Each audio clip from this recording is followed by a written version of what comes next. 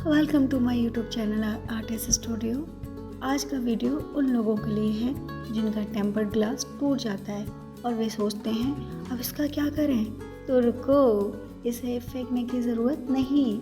आज मैं दिखाने वाली हूँ कि कैसे एक टूटा हुआ टेम्पर्ड ग्लास एक खूबसूरत और यूनिक आर्टवर्क बन सकता है, जो बुकमार्क भी बन सकता है और फ़ोन एक्सेसरी भी। तो चलिए शुरू करते हैं।